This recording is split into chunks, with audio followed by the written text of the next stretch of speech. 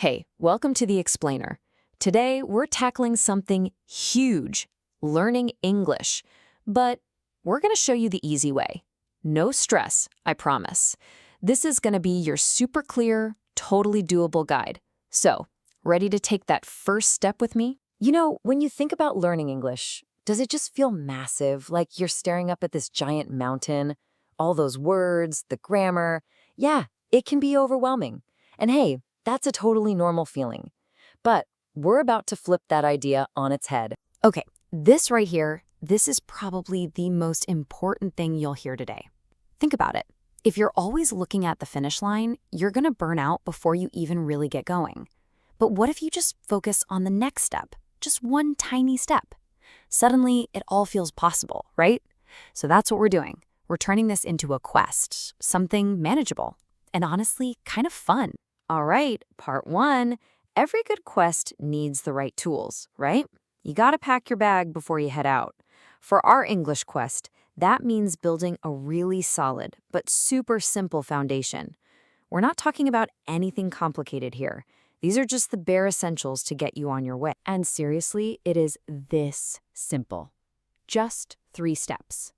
I want you to completely forget about trying to learn everything all at once. That's a recipe for disaster. We're just focusing on 3 little things: a handful of essential words, some basic phrases you'll actually use, and just getting a feel for how sentences are put together. That's it, really. So, how do you learn those words? Here's a little trick that makes memorizing so much easier. Don't just learn a random list of words from a book. That's boring and it doesn't stick. Instead, group them by topics that actually matter to you. You know, stuff about your family, the food you cook, things you do every single day. When words have that kind of context, they become way more meaningful and, trust me, so much easier to remember. Okay, so our foundation is packed. We've got our basic tools. Now it's time for the really cool part. We're actually stepping into the world of English. This section is all about what we call immersion. And that just means making English a natural, effortless part of your day. Kind of like breathing. And look, immersion sounds like a big, scary word, but it's not. It doesn't mean you have to move to another country. For listening, just put on something easy. Forget the complicated news reports for now. Why not try a simple cartoon or a podcast made for learners? And for reading, pick up a children's book. The goal here is not to understand every single word. Nope. The goal is just to get your brain comfortable with the sounds and the rhythm of English. That's the key. So, up to now, we've been absorbing English, right? Taking it all in, listening, reading. But now we get to the most important and honestly, the most exciting step of all. It's time to start putting English back out there. This is where you really start to find your own voice in the language. And guess what? You don't need to find a native speaker right away to start practicing. Seriously, just talk to yourself.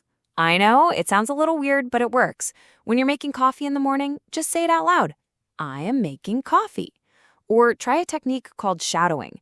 It's where you listen to a short phrase and just repeat it right after.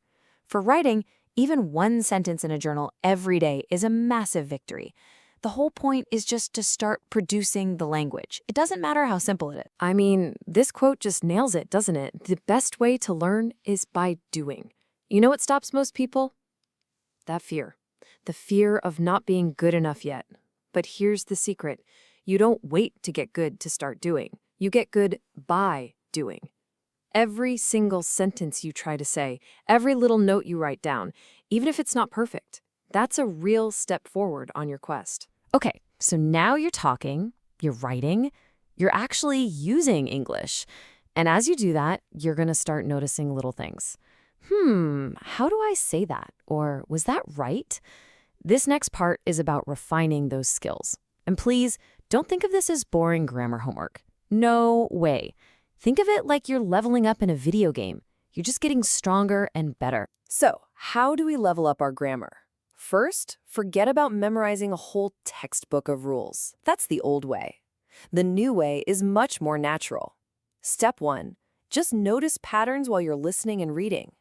Step 2, when something confuses you, just look up that one single rule. Not the whole chapter, just the one thing. And then, This is the most important part. You have to use it immediately, right away. So if you learn about the past tense, you make a sentence. Yesterday, I ate an apple. See?